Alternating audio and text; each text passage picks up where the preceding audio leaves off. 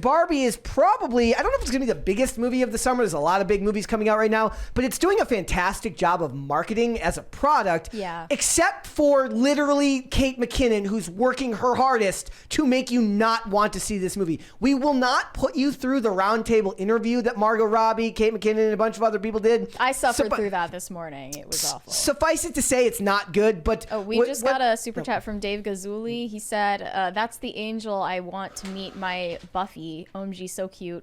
Aw, that's it, because Gazuli sent in one of Buffy, so cute, adorable. So Kate McKinnon is out to tank Barbie at the box office by talking about how it's not a movie about fun, it's a movie about deconstructing gender roles and how gender roles remove half of your humanity. Literally everyone in this interview was insufferable except for Margot Robbie because she's too smart to go the ID poll route. Like, she's too smart to let anything like this come out of her mouth. Yep.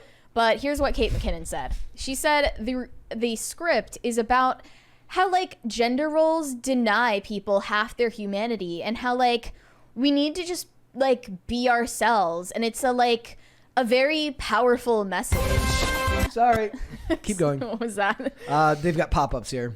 And then the rest of them were talking about Ken's place in the movie and, like, what is Ken and how do you identify a Ken? Well, Ken doesn't matter. Mary. Yeah, He's Issa just an Rae accessory. said, I think of Ken for me, he's just kind of there. I think a Ken is just a great accessory. That's what I loved about Greta's imagining of Barbie, is that the Kens are just supplemental characters to these Barbies, while Barbies can do everything. Kens are there to kind of support and don't necessarily have their own story. And I think that's not necessarily a negative thing. It's incredibly strong for men to be in supportive roles and to support the greatness that is women/Barbie.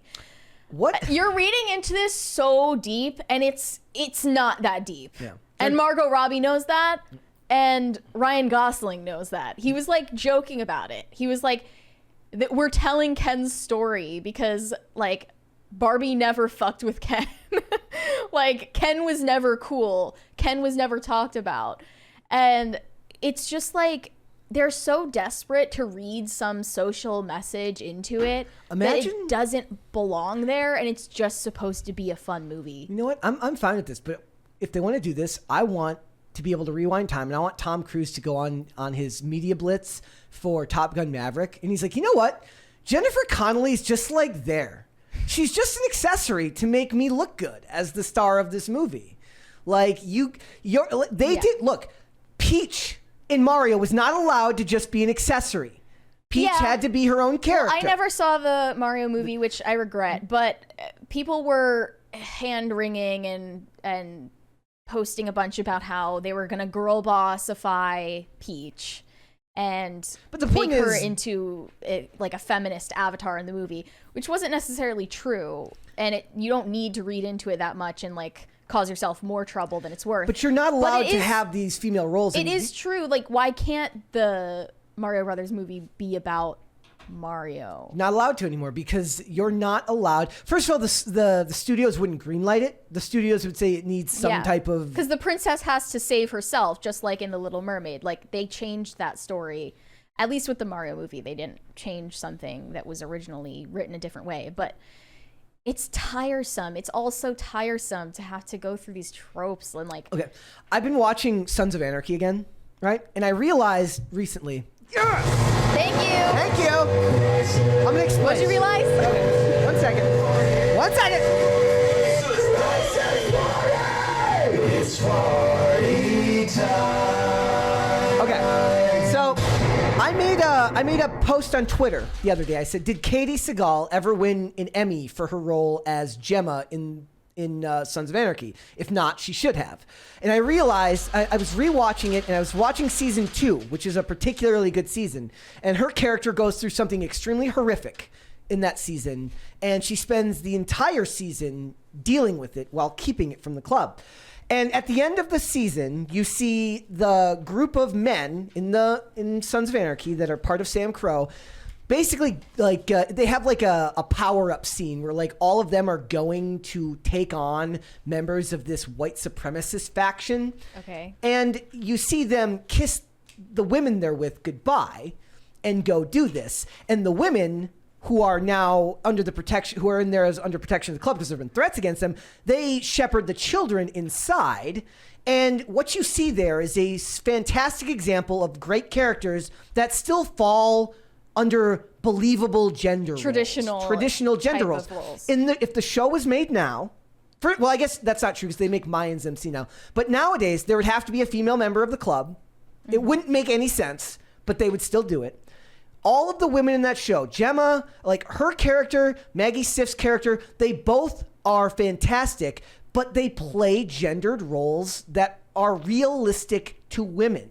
You would not see that these days. They would have to, dun, dun, dun, subvert your expectations, which would, of course, not be subverting your expectations because it's exactly what you'd expect it to be. And the male characters, if you're supposed to believe that they have a shred of honor, they wouldn't put a woman in that situation. Yeah. Right? Exactly. Well, so it makes the whole thing unbelievable if they did it that way. But you have to watch. You have to watch Sons of Anarchy. It's so good. It's one of those things where when I watched it when I was younger, it was at a time when television was getting so good, it kind of didn't stand out to be late as special 2000s, early 2010s. It was like 2008 when it came out. Yeah. It went from 2008 to 2014, I believe.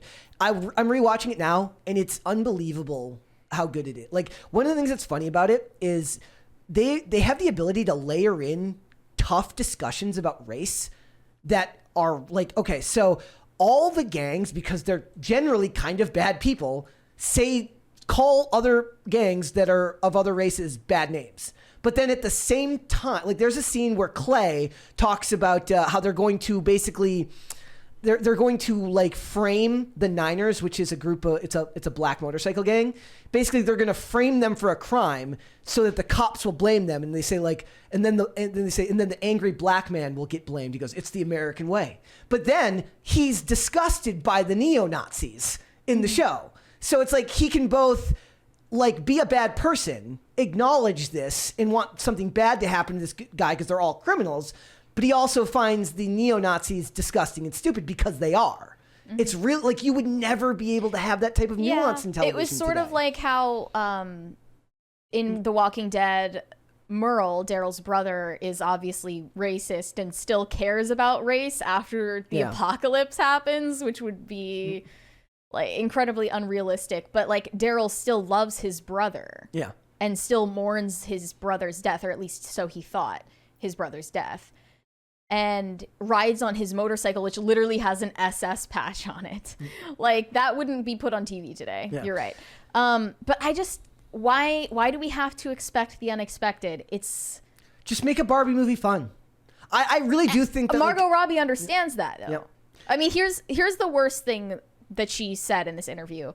She said that originally when she read this script, she thought they weren't going to be allowed to make it. The reason she said that isn't because it subverts expectations, but because they're satirizing or kind of making fun of Mattel. Yeah. That you wouldn't be allowed to do that without Mattel's explicit permission. They ended up being allowed to make it, obviously. But she said, I think it's like Greta kind of pushes it in directions I didn't think they would let us go. And a big part of that was acknowledging the things that people find problematic about Barbie, as well as the things that people love about Barbie. And to be able to do both whilst having a relevant conversation about where the world is today and acknowledging a long 60-plus year history, a lot of things to do at once. She does it so adeptly, and ultimately the whole experience is still fun. It's so fun and weirdly emotional. So she kind of like danced around the issue that people are looking for a feminist message in the movie, which hopefully it won't address. If they're smart, it won't, but I don't know. Yeah, Margot Robbie is very media literate and media trained and knows how to not. Her accent is also slowly going away. Well, she still says Bobby. Yeah. Like I wonder. I hope she says shrimp on the Barbie on the show, in the movie. I hope so. Just lets her accent slip one time. Yep. But you don't need to like get deep with a comedy movie. You don't. not unnecessary. You don't need to address how we all felt represented by Barbie growing up. Like, speak for yourself. It's a freaking doll. I played with them too. I didn't feel like I needed to be personally represented or empowered by a doll I was playing with. It also feels like whenever celebrities do this, it reeks of like a sense of insecurity about their work. Like they want to be more than you don't need to be some deeply intellectual person. You just need to entertain people. Yeah, well, if you're insecure about it, yeah. about like whether your work is meaningful, then they just hitch their wagon to some message that's ideological. It's like on Friday. It's like, I'm a dummy. Like I'm not an intellectual. It's not my job to be an intellectual. It's not their job to be an intellectual. And when they have these discussions, it's just like, I guess maybe it's because it's part of the pipeline of college courses, since a lot of these people do go to Ivy League schools for their theater programs. They're part of the humanities, which means they're taking lots of these liberal arts courses, which means that they've been heavily indoctrinated into believing. As Kate McKinnon said, she went to college with Greta Gerwig. There you go. So they've been deeply indoctrinated into this belief that their art is supposed to reveal something about the world. And maybe that's true for art that is not a mass-produced Hollywood production that costs millions upon millions of dollars. Yeah, let your make. College short film do that. Exactly. That's kind of beautiful, right? Like let the art that's painful to make, that isn't corporate designed, let that be the stuff that speaks to a culture. If this stuff does do that for people, great. But you don't get to superimpose that onto people and tell them what to believe. Let it happen naturally. Mm-hmm. I don't think that Barbie is going to be feminist, and they've done a good job with the marketing so far. In fact, Oppenheimer is slacking in that way. Like, I haven't seen nearly as much social media hype about Oppenheimer unless it's connected to Barbie. I saw a great one the other day. It says Christopher Nolan decided to forego CGI in favor of real effects. They're like, how the hell do you do real effects? And then it shows it's a guy holding a camera, and it's just a skull and bones, and it's just like the cameraman after Nolan detonates the bomb for take one. Here's the house. I wanted to address this first, that a female empowerment story from Hollywood will do anything but make a story that resonates with the feminine psyche. Mm-hmm. So they're emphasizing that Ken is just an accessory. He's supplemental to Barbie's story, and it's like actually very strong and empowering for men to just support women's greatness. When in reality, I think it would be more meaningful to women, a female audience, to be a part of a man's story. That's all that women want, is actually to be part of their man's story and be a part of his mission and be a supporting character, so to speak, in a man's mission. That's meaningful for women. But they've twisted it and warped it so much that now we're supposed to look at all men as Kens. Barbie is everything and Ken is just Ken. That is disparaging for both men and women. Yeah, it's one of those things where, to me, have you seen the videos recently? It's women having breakdowns saying like, why did we fight so hard for equality? I just want to. Yeah, they're also I just want to bake pies and be a stay-at-home wife. It's not addressing the true deepest desires of women. And also I wanted to address this. People are, because it makes themselves feel better about the movie, telling themselves it addresses this false dichotomy between being beautiful and or being beautiful and sexy and being smart. Yeah. When no such false dichotomy exists, obviously. I would say Barbie, it is to the something contrary, Barbie, the brand, has been combating that false dichotomy ever since its very existence. So yeah, Barbie is beautiful and a doctor and a lawyer and a mom and all of these things. I think it's fair to point out that it is still something. How is this flipping the script on Barbie? Yeah. She's always stood for that. Yeah. Okay. Yeah. If they're saying flipping the script on Barbie, I would say that's inaccurate. She doesn't need this refreshing of the brand. Yeah. It's never been anything but that. Yeah. right? I mean, I still think it's one of those things that in society, it's still something that people consider worthy to point out when somebody is both very, very smart and very, very attractive. But like you said, that doesn't mean that was what was going on with Barbie. It was always like that. Well, for that Barbie. also that false dichotomy doesn't exist in real life either, because more attractive people are smarter.